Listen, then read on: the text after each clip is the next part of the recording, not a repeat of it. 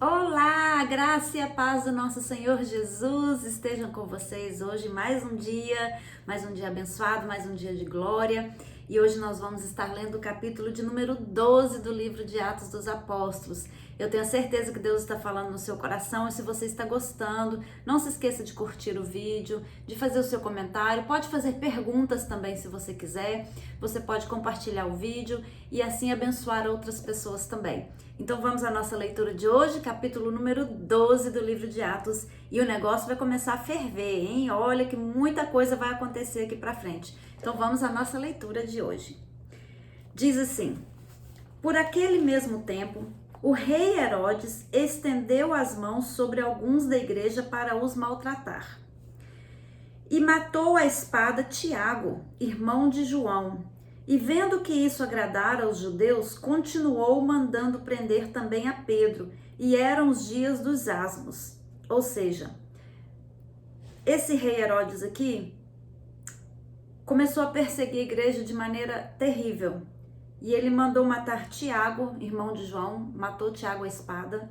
E viu que o povo gostou, né? Com certeza o povo gostou. E então ele começou a perseguir e mandou que prendesse João. E estava no dia dos pães asmos, né? A comemoração dos pães asmos.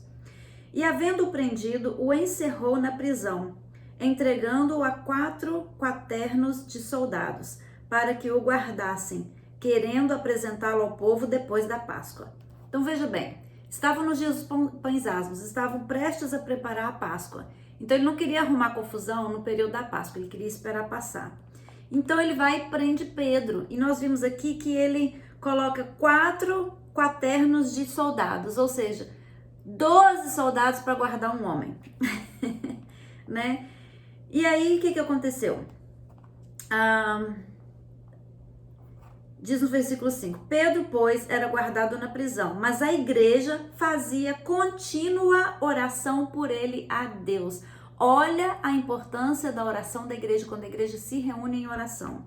E quando Herodes estava para o fazer comparecer nessa mesma noite, estava Pedro dormindo entre 2 soldados, ligado com 2 cadeias, e os guardas diante da porta guardavam a prisão. E eis que sobreveio o anjo do Senhor, e resplandeceu uma luz na prisão, e tocando a Pedro no lado, o despertou, dizendo: levanta-te depressa. E caíram-lhe das mãos as cadeias. E disse-lhe o anjo: cinge-te, ata as tuas sandálias. E ele assim o fez. E disse-lhe mais: lança às costas a tua capa e segue-me. Olha que lindo, gente. Tava ali Pedro, né, preso na prisão ali, estava guardando, tinha um soldado de um lado, outro do outro, mais 2 soldados na porta e guardando ele ali. E o que aconteceu? De noite veio um anjo do Senhor, tocou no Pedro e falou: Pedro, acorda, Pedro, acorda. E ele acordou e falou assim: olha, calça sua sandália, põe a sua capa e levanta, porque nós, vamos sair daqui. E Pedro então levantou e foi. E saindo, o seguia, e não sabia que era real o que estava sendo feito pelo anjo, mas cuidava que via alguma visão. Pedro não estava nem acreditando que estava acontecendo. Ele achou que estava tendo uma visão, falou: será que isso é real? Será que eu estou sonhando? Porque ele estava dormindo, né? Então provavelmente ele achou que estava tendo uma visão, que estava sonhando, porque assim que o anjo tocou nele, as cadeias, as algemas que estavam na mão dele caíram, e o anjo falou: me segue, e ele foi seguindo o anjo. E quando passaram a primeira e a segunda guarda, chegaram à porta de ferro que dá para a cidade, a qual se lhes abriu por si mesma. E tendo saído, percorreram uma rua, e logo o anjo se apartou dele. Veja bem, até as portas de ferro se abriram, né? Quando o anjo chegou perto da porta da cidade, uma porta de ferro. E Pedro, tornando a si, disse: agora sei verdadeiramente que o Senhor enviou seu anjo e me livrou da mão de Herodes e de tudo o que o povo dos judeus esperava. Então Pedro, aí que ele se deu conta, quando ele saiu da cidade, estava numa rua e que o anjo foi embora, aí ele despertou e se deu conta, falou: nossa, verdadeiramente foi Deus que me livrou da prisão e me livrou da mão de Herodes e me livrou daquilo que o povo judeu esperava que fosse acontecer comigo, que ele sabia que ele ia ser morto, porque mataram Tiago, então ele seria o próximo a ser morto. E considerando ele isso, foi à casa de Maria, mãe de João, que tinha por sobrenome Marcos, onde muitos estavam reunidos e oravam. E batendo Pedro à porta do pátio, uma menina chamada Rode saiu a escutar. E conhecendo a voz de Pedro, Snoopy, fica quieto. E conhecendo a voz de Pedro, de alegria, não abriu a porta, mas correndo para dentro, anunciou que Pedro estava à porta. E disseram-lhe, estás fora de ti. Mas ela afirmava que sim, era ele. E diziam, é o seu anjo. Veja bem, a igreja estava orando, estavam ali clamando pela vida de Pedro, pedindo a Deus misericórdia pela vida de Pedro, estavam reunidos ali em oração depois do que tinha acontecido com Tiago. Eles temiam que a mesma coisa ia acontecer com Pedro. E aí o que acontece? Pedro vai e bate na porta, aí vem uma menina e escuta a voz de Pedro, ela ficou tão feliz com aquilo, que ela nem abriu a porta para Pedro, ela saiu correndo lá para dentro, falou, gente, Pedro está na porta, Pedro está aqui. E eles não acreditavam, falou assim, não, ele não pode ser, o Pedro está preso. Não, mas é ele está na porta. Ah, deve ser o anjo dele. Eles não estavam acreditando. Veja bem, quando nós oramos, Deus responde, Deus manda a resposta. E muitas das vezes a gente nem percebe a resposta de Deus e nem abre as portas para a resposta de Deus, porque não acreditamos que é a resposta de Deus. Olha bem isso, amadas. Prestem atenção, quando você está orando sobre algo para Deus e Deus enviar a resposta, esteja sempre atenta à resposta do Senhor, porque muitas vezes a gente não acredita, a gente ora, mas não acredita. Quantos de vocês devem estar orando pela recuperação do marido, né? Ou para que o marido seja mais carinhoso, qualquer coisinha. Aí às vezes o marido vai ter um gesto de carinho e você não acredita. Você já vai brigando achando que ele tá fazendo hora com a sua cara, né? Você não acredita que ele tá tentando mudar. Então assim, vamos ficar atentos para essas coisas. Deus responde. E aí diz o seguinte, mas Pedro perseverava em bater, e quando abriram, viram-no e se espantaram. E, assentando-lhes com ele, com a mão para que se calassem, e acenando-lhes com a mão para que se calassem, contou-lhes como o Senhor o tirara da prisão e disse, anunciai isso a Tiago e aos irmãos. E saindo, partiu para outro lugar. Então ele falou, fiquem caladinhos, vocês estão fazendo muito barulho, eles podem ouvir e vir aqui me buscar. Então, ele mandou que avisassem a Tiago, avisassem Tiago e os outros irmãos, outro Tiago. E aí ele saiu dali. E sendo já dia, houve não pouco alvoroço entre os soldados sobre o que seria feito de Pedro. E quando Herodes o procurou e não achou, feita a inquisição aos guardas, mandou-os justificar. E partindo da Judéia para Cesareia, ficou ali. Então, no dia seguinte, ninguém entendeu nada. Como que ele saiu? Se os guardas estavam lá. E naquela época, os guardas pagavam com a vida se algum prisioneiro escapasse, né? Então, Herodes falou assim, o que aconteceu? E ele, mandou perguntar aos guardas o que tinha acontecido e ninguém sabia explicar nada, porque ninguém viu nada. Foi um mistério para eles. E então, ele saiu da Judéia e foi para Cesareia, isso Pedro. E ele estava irritado com os de Tiro e de Sidom.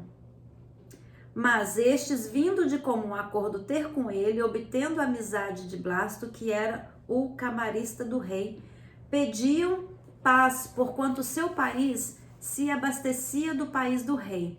E num dia designado, vestindo Herodes as vestes reais, estava sentado no tribunal e lhes dirigiu a palavra. E o povo exclamava, voz de Deus e não de homem. No mesmo instante, feriu o anjo do Senhor, porque não deu glória a Deus, e comido de bichos expirou. E a palavra de Deus crescia e se multiplicava.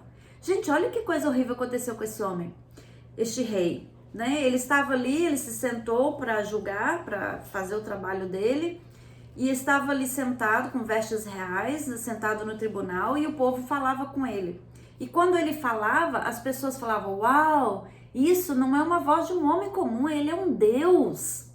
E o povo exaltou Herodes, chamando ele de Deus, e ele recebeu aquela glória, ele se sentiu o tal, ele se sentiu o Deus, né? E o que aconteceu? Porque ele não deu glória a Deus, porque ele se exaltou, ele recebeu aquela glória, diz aqui que no mesmo instante um anjo do Senhor o feriu, porque não deu glória a Deus e comido de bichos expirou. Imagina, começou a sair bichos por ele, né? Bichos, ficou cheio de bichos e morreu ali cheio de bichos. Isso é, gente, a seriedade de não dar glória a Deus, de ter a vanglória, de se vangloriar e falar assim, tudo que eu tenho foi por meu esforço, fui eu que adquiri, foi eu que trabalhei, eu. O nosso ego, quando diminui a Deus, nós pagamos com graves consequências. Então, há que se dar glória a Deus. Vocês lembram do episódio, né, no Brasil, que teve o carnaval, o ano passado, que eles arrastavam, né, uma pessoa vestida de Jesus e um vestido de Satanás arrastando Jesus pelas ruas, e ali eles humilhavam a Deus. Veja o que aconteceu, né? Deus moveu a mão dele e esse ano não tem o carnaval. Então não se mexe com Deus, não se toca na glória de Deus.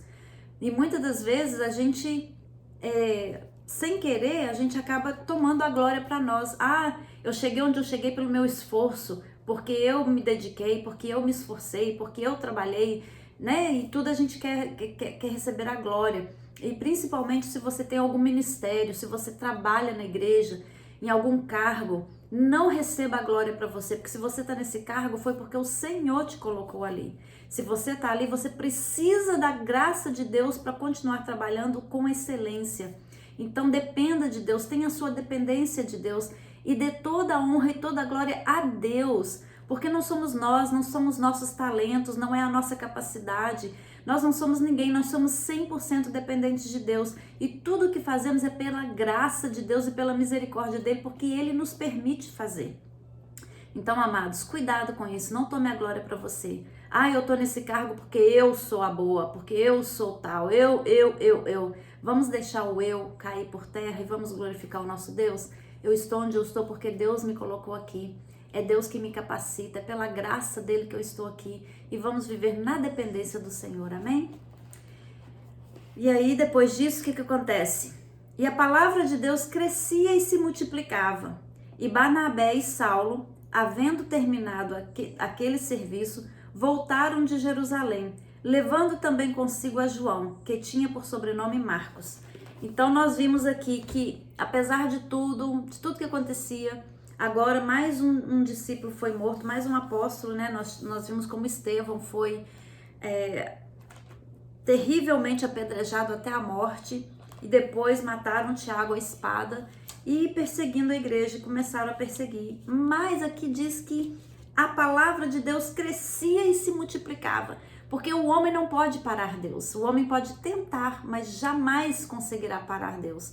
E essa palavra que eu quero deixar para você, o diabo pode tentar te parar, pode tentar te atribular, pode tentar investir contra você, mas ninguém para Deus. Ninguém pode impedir o mover de Deus na sua vida. Quando Deus age, quando Deus tem uma promessa para você, quando Deus está na sua vida, quando Ele é Senhor da sua vida, quando Ele é prioridade na sua vida, nada pode te deter, nada pode te parar. A palavra de Deus diz, se Deus é por nós, quem será contra nós? Não há rei, não há presidente, não há governo, não há tribunal, não há Suprema Corte, não há lei, não há nada, não há principado, não há demônio que possa contra você, porque maior é o que está em nós do que o que está no mundo. Amém?